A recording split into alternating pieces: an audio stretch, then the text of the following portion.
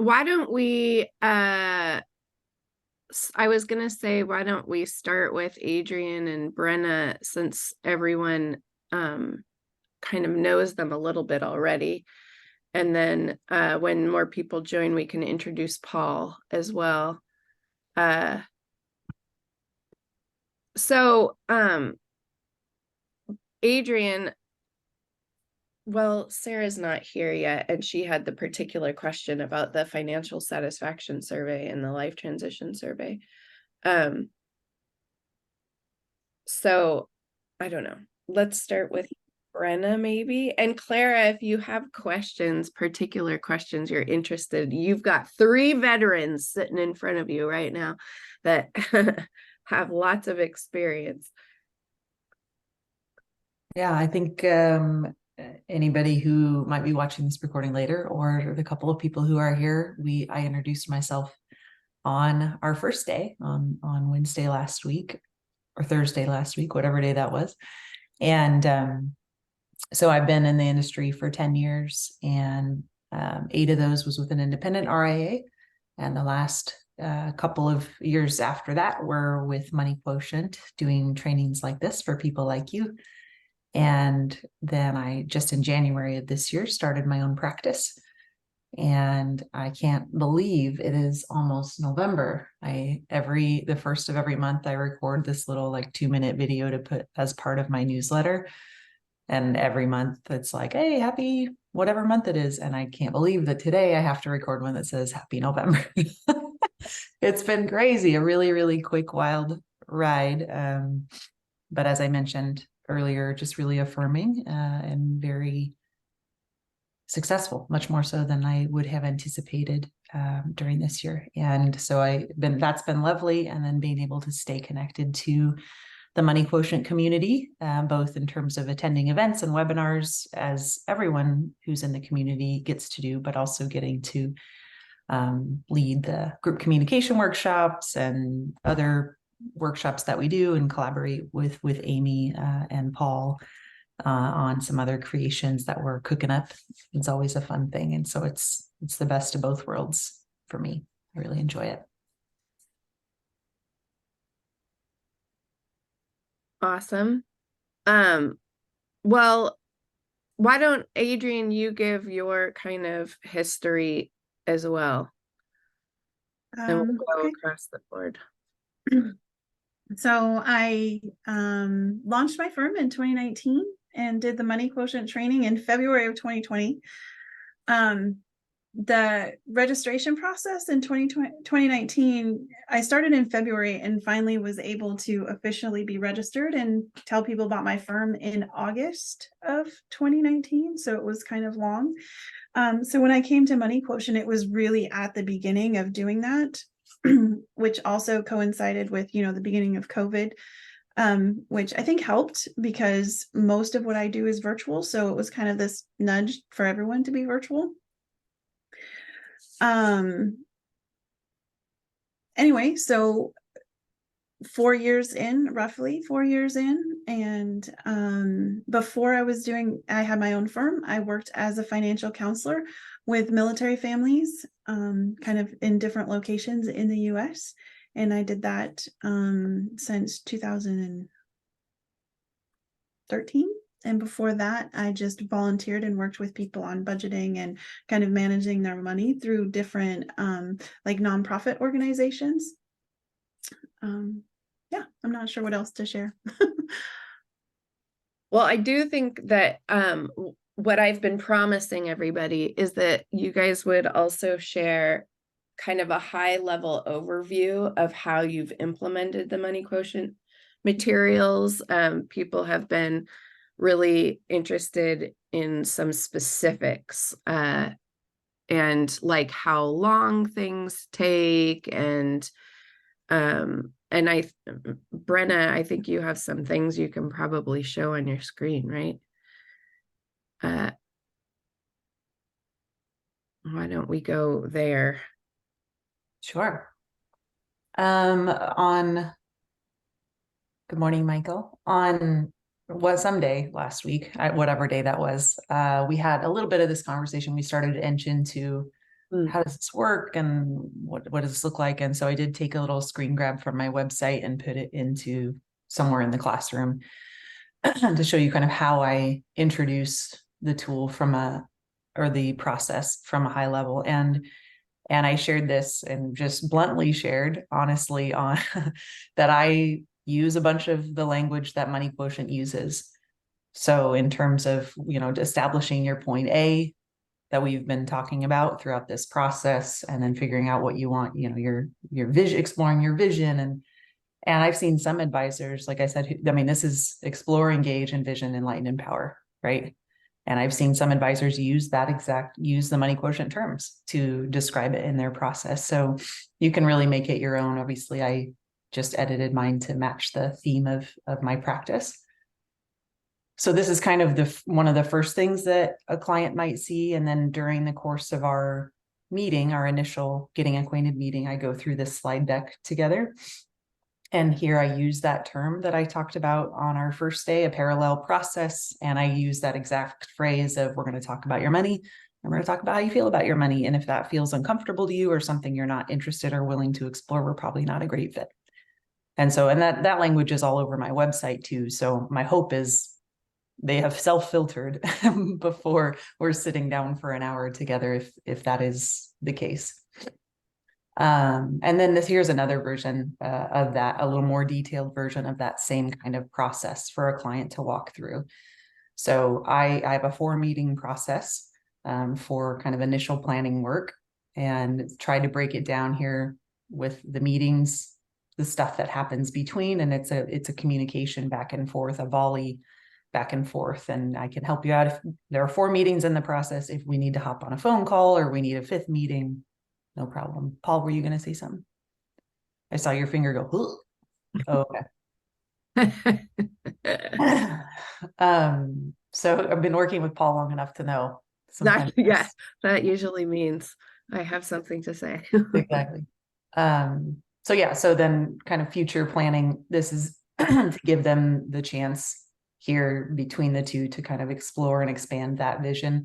And I've been experimenting a little bit with, to be honest, between here's where we go through Wheel of Life and personal insights about money. And then here's where they get visualize your future in this kind of go back and work on it yourself and then come back and we talk about it.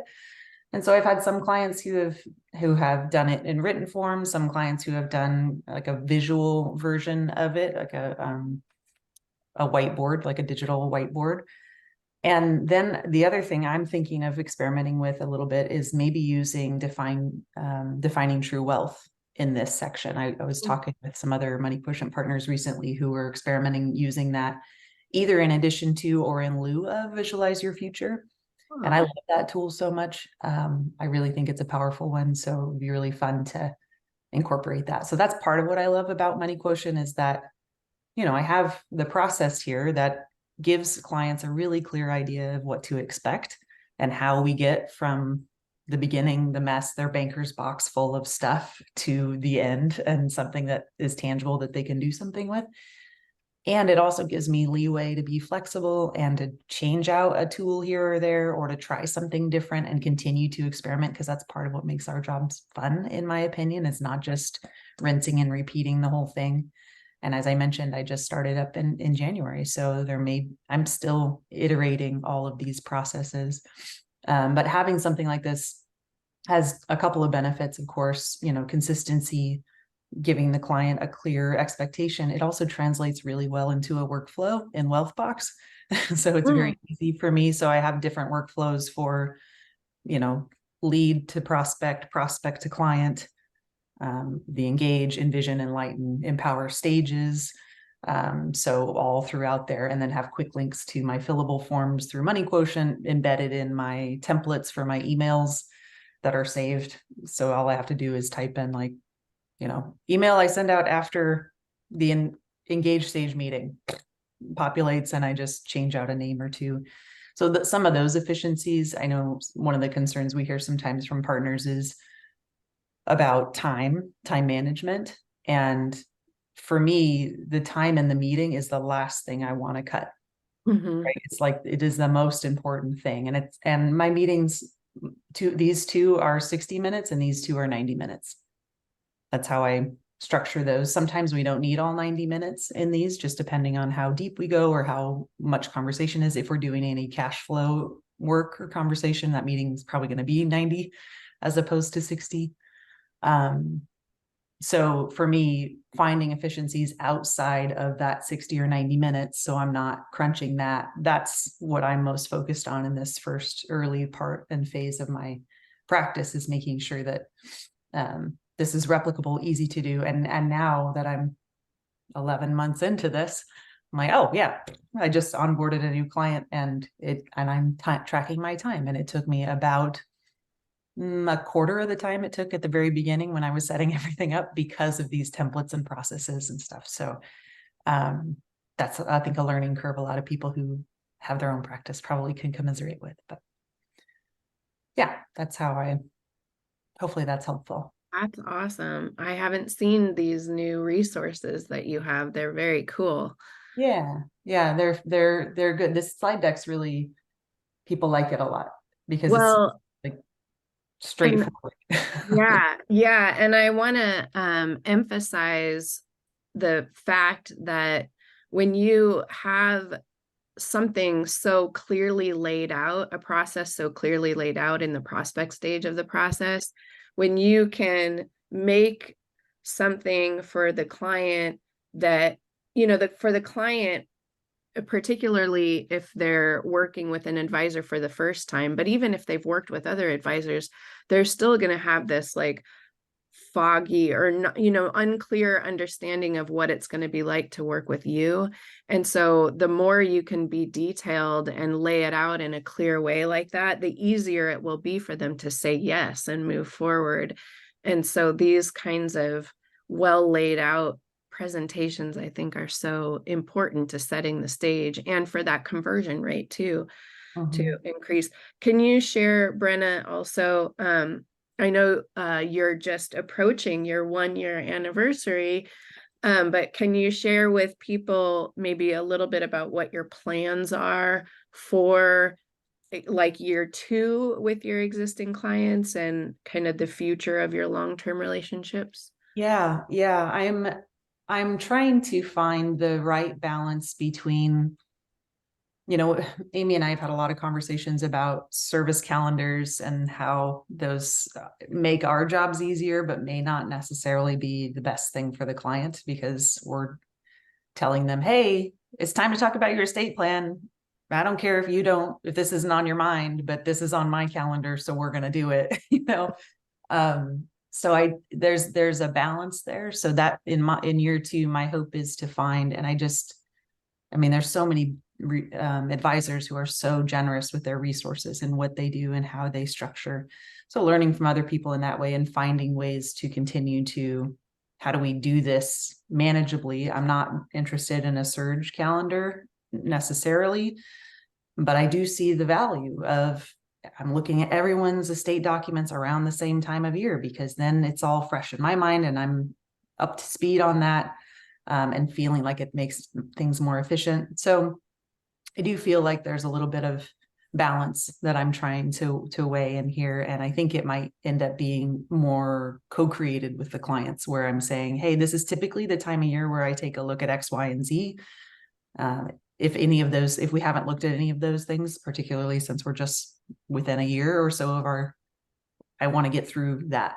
Let's do this one step at a time. Let's break it down, as opposed to having this huge planning. So that's kind of how I have approached my ongoing. I have both project-based work that I do and ongoing client families. So for those ongoing client families, that's really where my focus is shifting to in year 2, is we've brought you on, we've maybe put together a baseline plan. Now let's go through each of these service areas, focus areas of the CFP. And so for each of them, I have the foundation of the financial satisfaction survey and the life transition survey. So my plan is to use those as a starting base, especially life transitions, and say, okay, what do we say? Oh, when we first started working together, updating your estate plan was one of your things. This happens to be the time of year I do that. How about you get me those documents now?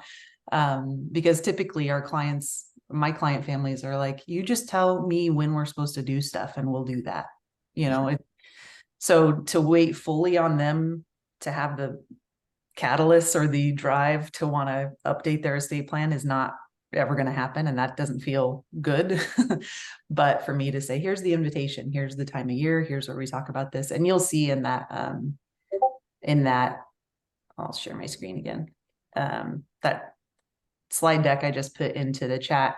When I review this in a getting acquainted meeting, I say, this is like a general idea of what a service calendar might like, what it looks like to be a client of mine. You may or may not need to talk about Roth conversions. We're not going to talk about them, obviously. So this is kind of the times of year where I tend to focus on these things.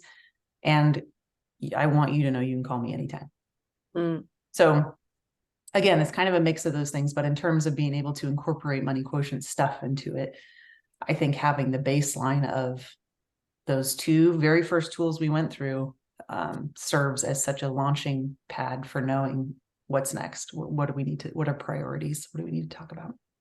And really, I totally agree with everything that you said, Brenna. And I'm just thinking like that balance you talk about needing and wanting the structure of having the particular service areas that you look into at different times of the year, but also wanting some sort of personal connection to that individual, or they feel personally connected to what you're about to talk about, so that there is that level of engagement. I feel like there is a way to do that where it's like there's ways to help them understand the importance of exploring this service area personally to them. That might, I just think about you, Brenna, know this, everybody else hasn't seen it yet, but there's that that service list document that we created for the value propositions, where it has like, these are the types of questions that we discuss with you in this service area, and they're very kind of personalized questions, so it helps the individual understand, why is this important to me in my life? And I feel like there can be kind of those things thrown in to help engage those people more too. And if it's like, again, those little radio dials on life transition, like, client, you told me you wanted to update your estate plan, and I can help lay the groundwork to get that done efficiently. So I just need actually, there's a great example. One of my clients gave me this recently. So I get to go through this and figure out what we need to do to update some things. So, but yeah, that kind of thing where you're like, your client at least told you. So that's the catalyst, right? So they didn't go into maybe even a bunch of detail, but you can still circle back to it that way. I like that. Thank you. For those of you that are just joining, Brenna shared a lot of details about her process that she's fleshed out and how she's created workflows and everything. We are recording the session, so we will provide the recording to all of you afterwards as well. I think, Adrian, let's have you share a little bit more about the process that you've fleshed out, and also answering the question that Sarah put into the parking lot about your aha moments around the financial satisfaction survey and life transition survey. Yeah, I was trying to think specifically of what triggered those aha moments, but I think generally it was just kind of the enthusiasm and excitement of the other people in the class. So I don't want to say that I took them for granted, but you get used to them. And so it was sort of like seeing it through fresh eyes. And I was like, oh yeah, these are so great. Like, I've always known they were great, but then, like, you get into the rhythm of things and you're like, oh yeah, these are really great. So it's more adjusting the kind of get to know you process a little bit to give those more of a highlight. I think, as you try to fit everything that needs to go into that first meeting, like, things can sometimes get like your focus can shift. And so it's really just going back through that process for me and giving them more of like center stage. And the other thing I was thinking as we went through that kind of as a group was that they're awesome check-ins, and I use them for certain people for certain check-ins, but like really making that more systematized so that I use it across the board with everybody, because again, it's, you do it in the beginning, but there's so much value in, maybe a year later repeating that and just checking in with them. And so that was kind of those were the things I was thinking about when I made that comment. Cool. I Yeah. love it. Yeah. So do you want to share a little bit about the process that you do things a little differently, right? I mean, Right. So it's been evolving too, right? So trying to figure out how to match the money quotient process to kind of the way Washington wants things done. And build was really a challenge in the beginning, and I kind of landed on this quarterly rhythm of meeting with people so that I could align with their requirements. And so instead of doing the money quotient process sort of all up front, I ended up stretching it out over like the first year of working with clients. And so in the initial phases, I would kind of get through just shy of visioning, like the onboarding would be just shy of visioning your future. And that would sort of be our next quarterly task. And so it was spread out over a longer period of time, which in some ways is good because it does give a chance to put out fires for people. So like, people come with all those things that are burning on their minds. And it does give you a chance to do that and tend to those things, and then kind of come back and say, okay, now that we are in a better place and we're not worried about all these things, let's talk about the future. So I did like it for that. But I also feel like it's a little bit, you lose some momentum when you do it that way too. So there's this balance between the benefits of having that stretched out process. I don't have a lovely slide deck to share with you all at this moment. I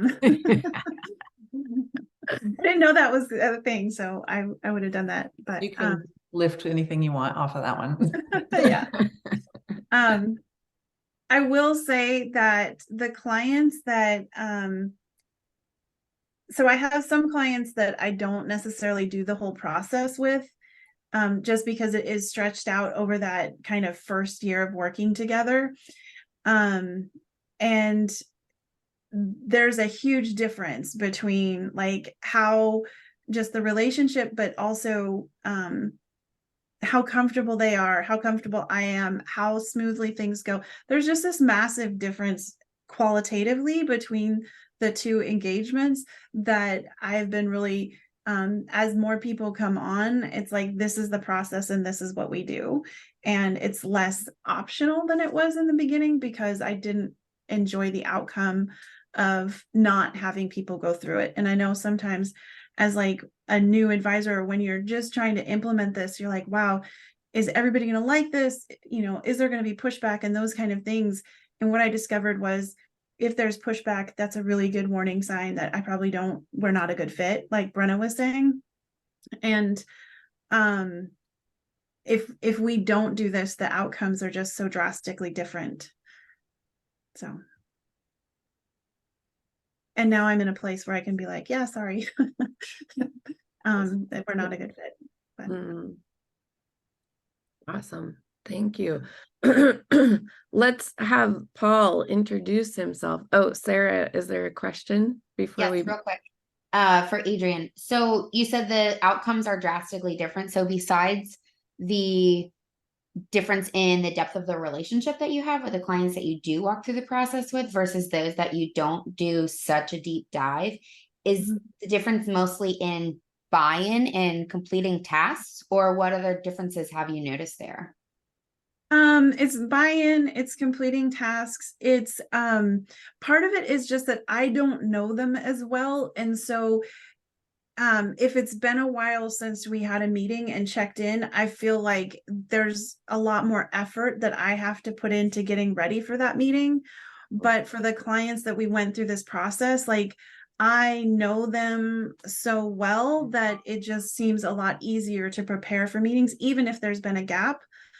The other thing I would say that I noticed is that the clients I do this with are much more likely to call me when sort of tangential things happen in their life, right? So if a client has something happen, say we didn't go through the process, they have something happen and it doesn't have that obvious direct impact on their financial life, they're not necessarily going to tell me about it until later. And they're like, oh yeah, we did this thing. And you're like, that would have been great to know. The clients that have gone through I went through the process with, they'll call me for all kinds of things, or they'll send me an email, or they'll, they reach out so much more freely than the other clients. Very helpful. Thank you. Mhm. Cool. Brenna just shared an example of a very cool way that she's done the visualize your future with clients before. Thank you for sharing that, Brenna. Paul, can you tell us about yourself and your background and how you found Money Quotient and your experience? Well, sure, I'd love to. Amy knows that any opportunity for me to talk about me is, of course, my favorite thing. It's just what we're doing with Money Quotient, right? Yeah, right. Talk about yourself. Tell me. First of all, I'm delighted to be with you all. I understand from the Money Quotient crew, including Brenna and Adrian, that it's a great group. The training is going well, and I'm excited for all of you. Happy to be with you. I would prefer to spend our time answering whatever questions you have. So I'll give you a brief background introduction for context in case it prompts questions. I started in the business in 1983. I retired in December of 2019. So approaching 40 years, 37 years, I guess. And for most of that time, 30 some years of that, I was with a insurance brokerage, Insurance BD, a St. Paul based company. And then in the last part of my career, partner and I started our own RIA. When I was working with this BD, when I started in 1983, this was a point at which financial planning as a concept was not particularly well developed, society wide. So people would say, what do you do for a living? And I would say, I'm a financial planner. Invariably, the next question was, what does that mean? So that's kind of the period of time that I entered the business. And indeed, I didn't really understand what this firm that I joined believed financial planning was. I had the idea that they gave me, but in practice, it wasn't really what I thought it was going to be, and it really wasn't what I enjoyed. So I kind of was a square peg in a round hole for most of those 30 some years that I was with them. But somewhere along the line, a colleague of mine brought Money Quotient in to do an in-house training. And there were a lot of us that attended that training. And it was a fireworks, light bulbs kind of moment for me. And I felt, this is what I thought I was going to be doing. This is what I want to do. This is what makes sense to me. And it was a way in which we could connect with people on an important level and craft a plan in a way that made sense, as opposed to not connecting with them at that level and crafting a plan that made sense to us, whether or not it made sense to the client. So it was this aha moment. I was all about it. So I don't know, about 10 years before I retired, we implemented the Money Quotient process. We being myself and my partner, the small team that we were within the BD. So then when I retired in 2019, Money Quotient said, you know, this might be an opportunity for you to join us in a consulting role and help new partners, new Money Quotient partners, integrate this process into their practice. So it was a wonderful opportunity for me to not have this abrupt end to any connection with this profession that was so much a part of my life for 40 years. And a way to not only stay connected in the industry, but also to do what I love to do, which is to connect with people and help process, help them process whatever it cards. This is a collection. that would be helpful. Let me see. I wanted to say something before I just turn it over for questions. I've lost it. But I guess what I was, another point of reference is Brenna made a reference a little while ago to some work that she and I and Amy do on an ongoing basis for existing partners, different offerings to continue to develop skills. And so I'm still involved in that way and very much enjoy that. So Amy, unless you have a specific question, my preference would be to see if there are any questions that we could lean in on, any of the veterans. One thing I would love for you to share with everybody or like maybe at the end or as they're thinking about their questions are just from your perspective, what are recommendations that you have for getting the most out of Money Quotient, getting the most value out of Money Quotient? What would your recommendations be? Yeah, thanks for that tee up, because it does give me the opportunity to make a couple of points. First of all, I think this is true of any of our partners. It was certainly my experience.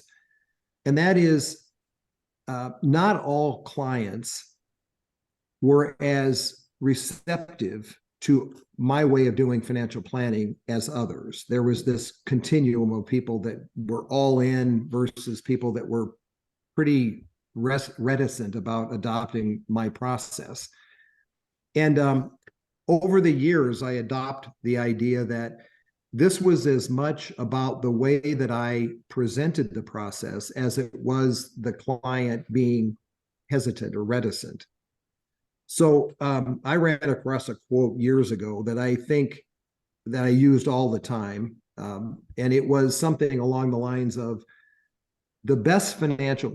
what guides the way that I do financial planning is the idea that the best financial plan is the one that connects your money to what's important to you.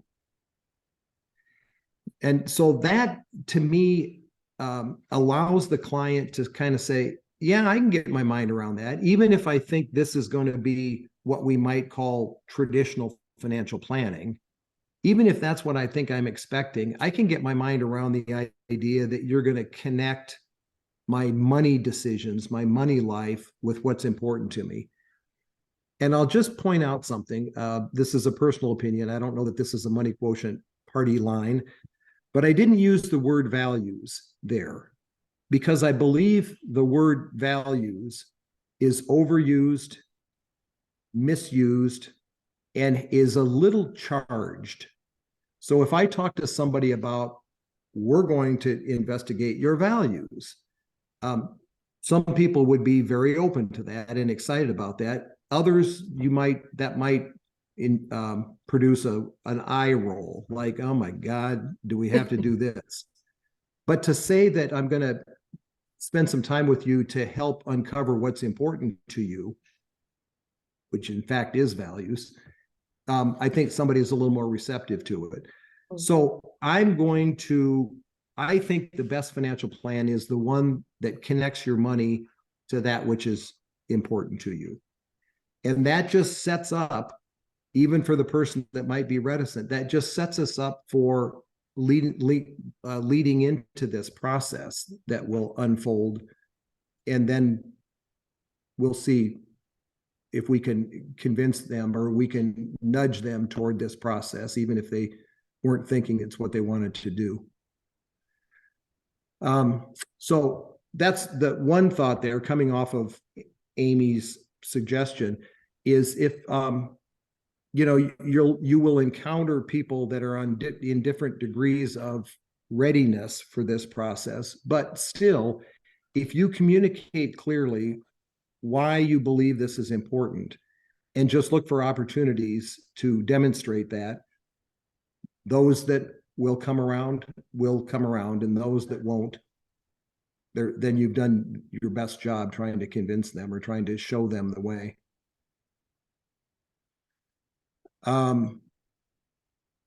I had fits and starts with Money Quotient. As Amy knows, she was the only person that met with partners to help them implement the process. And what she and I discovered, or what she knew and helped me discover, was the problem was in my approach to this. Like, I didn't trust I guess with all of you from Canada, I can say didn't trust the process. And when I did embrace the process, when I did say that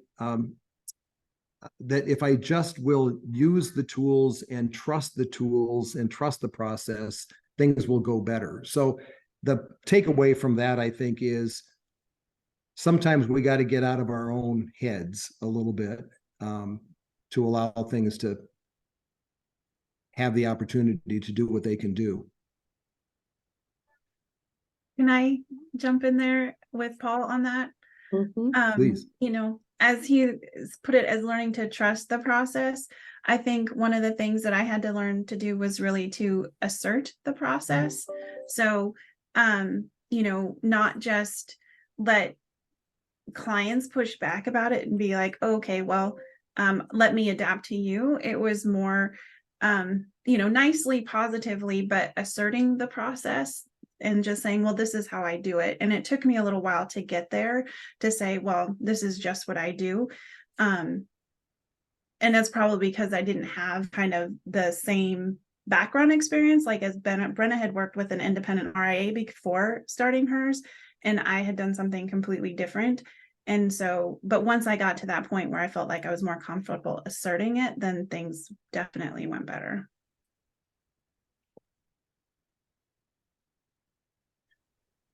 Awesome. Amy, do you have other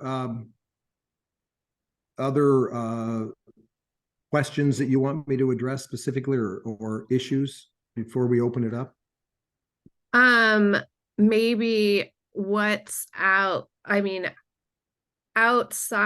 of the client process and stuff, in terms of value that Money Quotient, you know, getting value from their partnership with Money Quotient as well.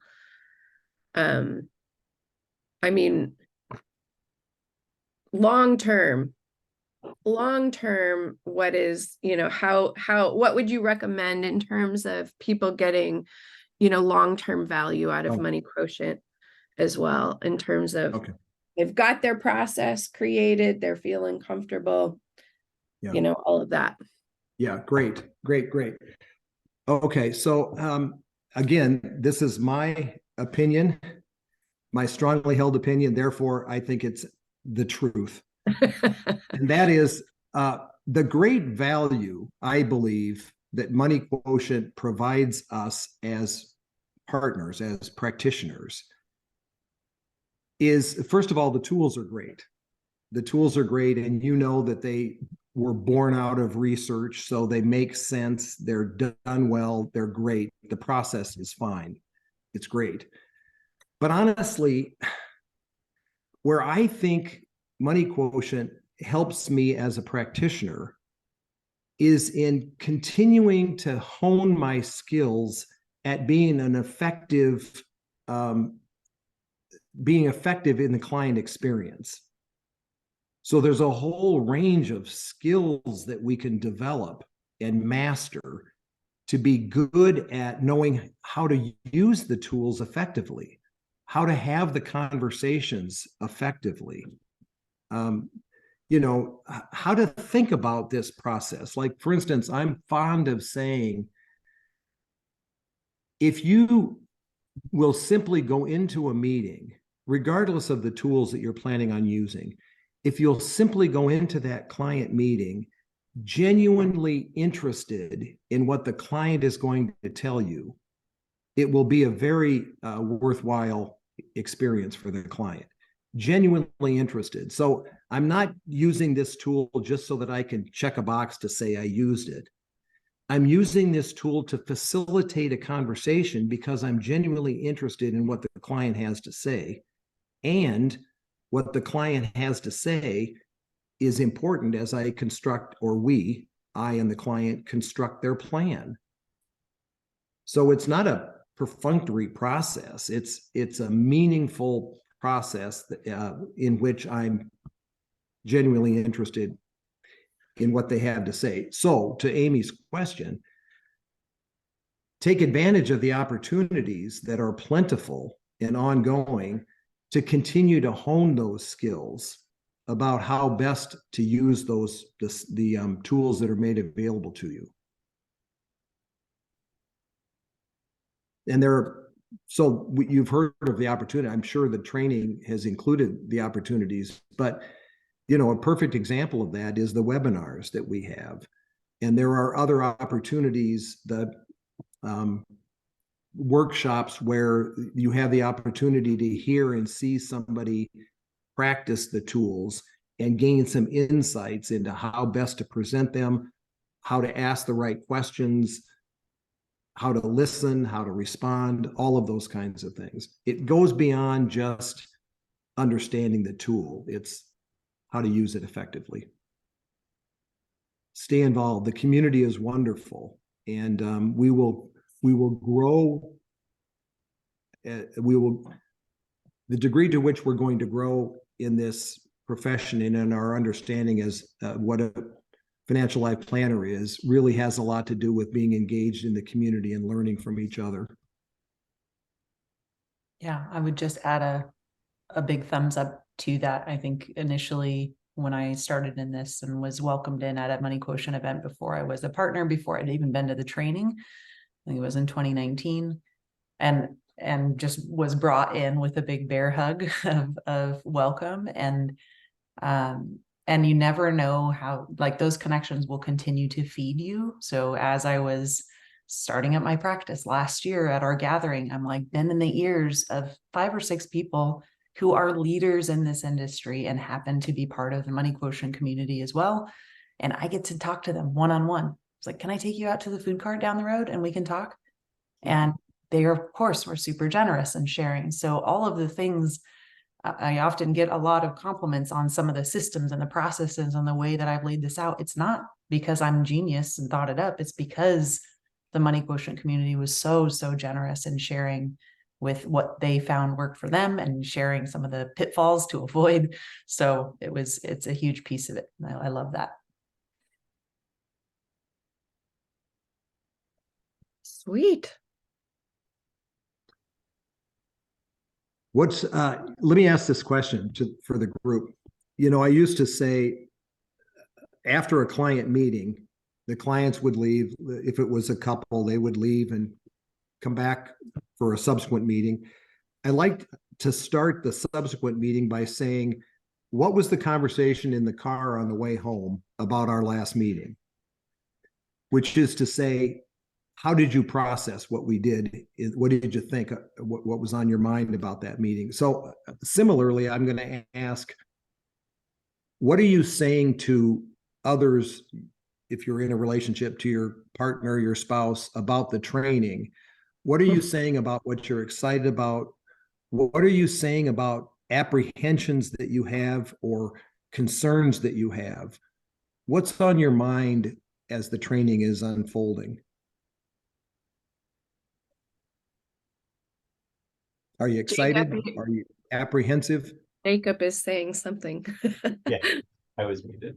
I'd say my biggest apprehension is just getting from what our clients have come to expect from a plan update meeting where they come in, we go through the plan, we say, hey, you're on track, you have a bit of a buffer, maybe run a scenario if there's something going on in their lives, and then we go to the investment side. This is doing that, this is doing that, we'll change this and this and this. How do you get from that to like the money quotient meeting where you're getting into values and aspirations? Like, how do you transition clients that have been clients for, in some cases, decades? Oh boy, am I glad you asked that question, Jacob? Because it's one of the most common questions that we get. I think it's one of the greatest opportunities that we have in implementing money quotient. That is bringing it to existing clients. But you're right. I've been having this annual meeting with this client for a long time, and they sort of know what the cadence is and what it's going to look like. So just a couple of thoughts. The first is, if you don't already know this, you will hear that there are resources specifically about the annual update meeting with clients that I would encourage you to understand where they are and how to take advantage of them. So Money Quotient has addressed this with different types of tools. Your trainers can elaborate on that. But there are different ways that planners have approached this, and certainly I hope Adrian and Brenna will weigh in as well. But one approach that I've heard is to say, I am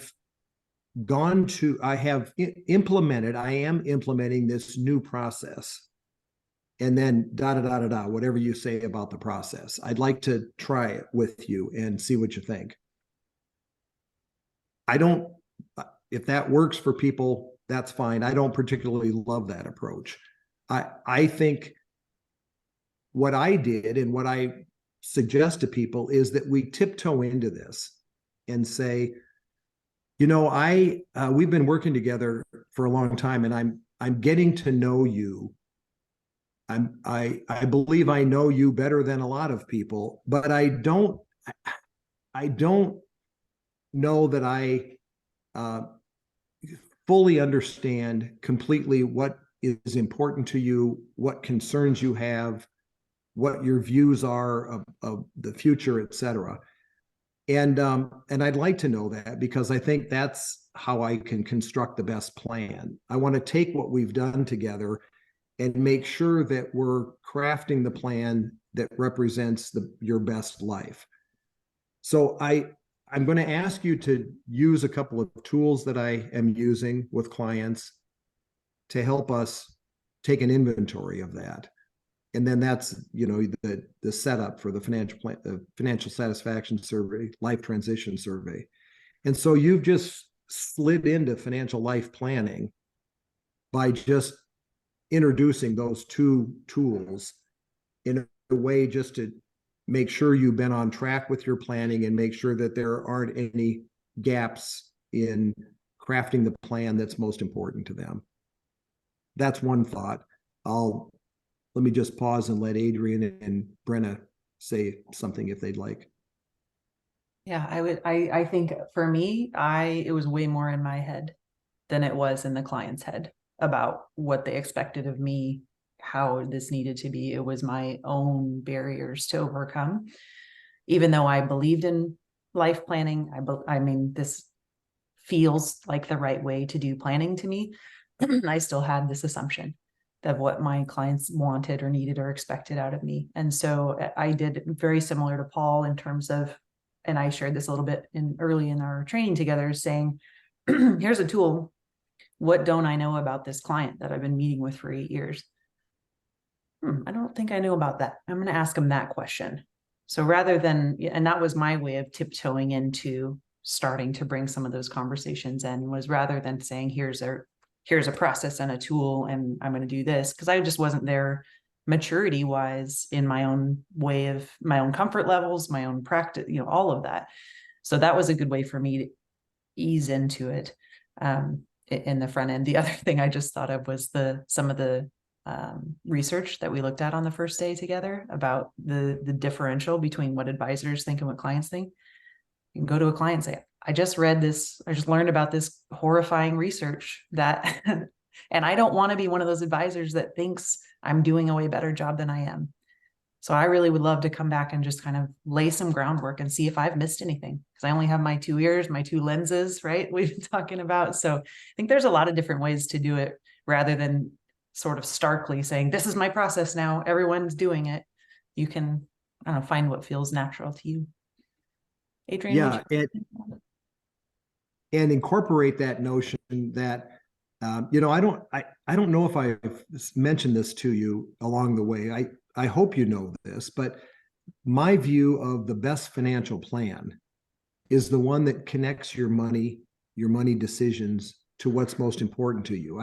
I think we've probably had that conversation along the years, but I just want to make sure that I fully understand what that means, what's important to you. So you're just slipping in that definition of good financial planning.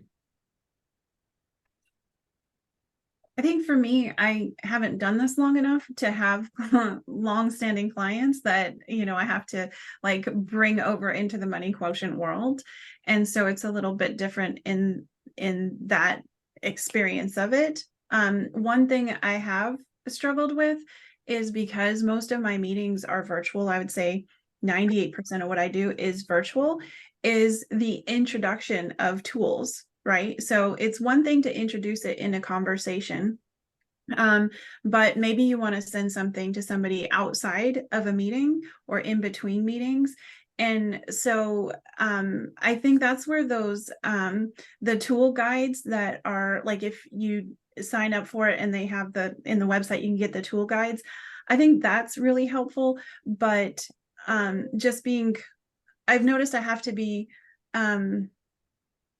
not that I'm not thoughtful about the emails, but like put more thought into the emails to introduce it and to give the client context when introducing it outside of the meeting rhythm, right? Like you're not sitting down there and having that conversation. And so you're trying to communicate all of this stuff exactly like Paul was doing, but you're trying to do that in an email. And it's just a little bit more challenging, at least for me.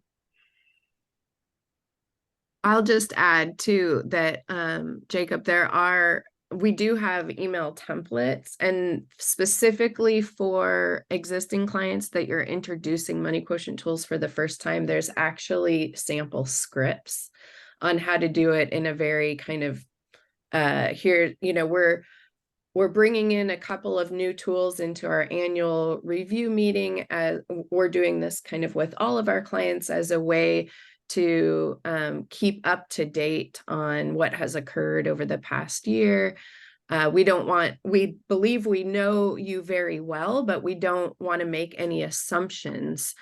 And so we'd rather hear this from you than to, make an assumption. We don't know what has changed over the past year. So this is an opportunity to kind of hear from you, any of those things. So the language is always like really practical and brings it back to why are we doing this for the financial planning itself.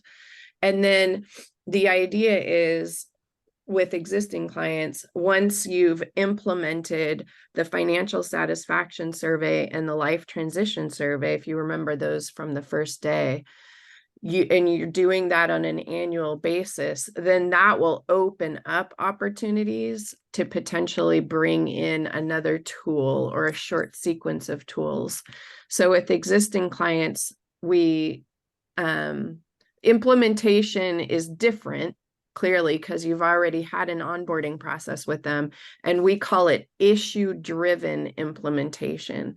So when a particular transition comes up in their life, or a particular issue comes up that they need to proactively plan for, then that is the opportunity to then introduce additional money quotient tools. But if you're using like even just the financial satisfaction survey and life transition survey as kind of like annual tracking tools, then that is a great way to ease into doing something a little bit different.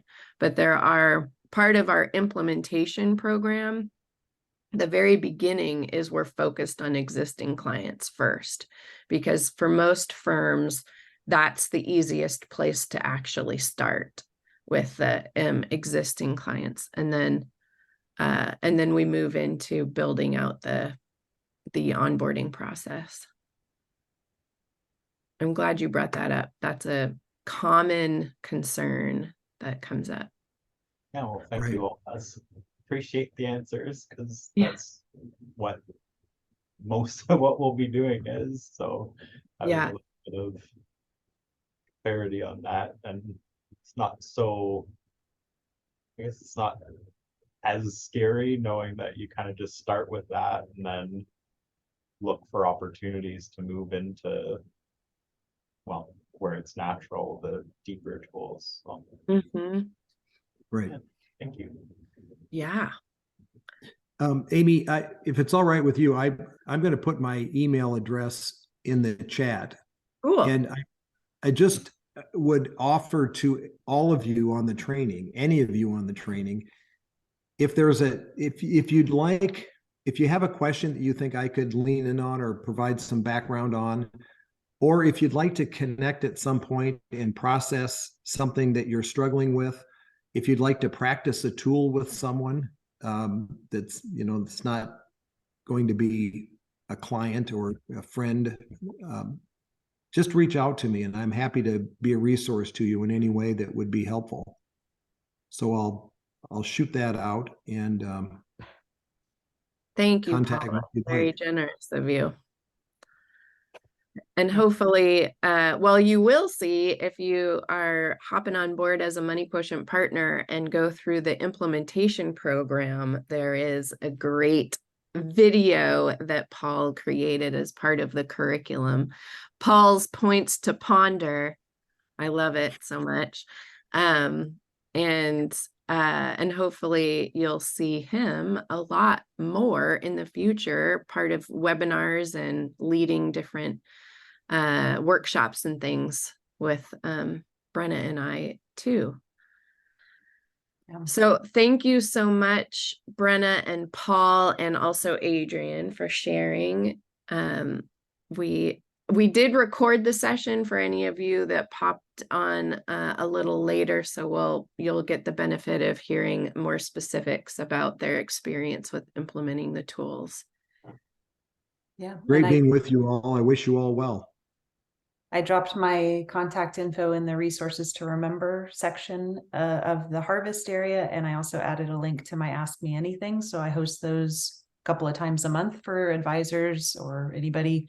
So if you ever want to pop on and chat for a while about that, I very much invite it. I would love to continue to cheer you on your journey. And I will just remind you of the power of the key elements. Remember, I looked at this with you on the first day. This is the one Adrian put together for me. So I'm so excited for your experience in exchanging that with your partner today and look forward to hearing all about it and seeing you during group communication workshops and implementation. So I did not realize all the connections, Brenna and Adrian being partners in the training and then Paul being a consultant for Adrian. That's so cool. Very, very cool.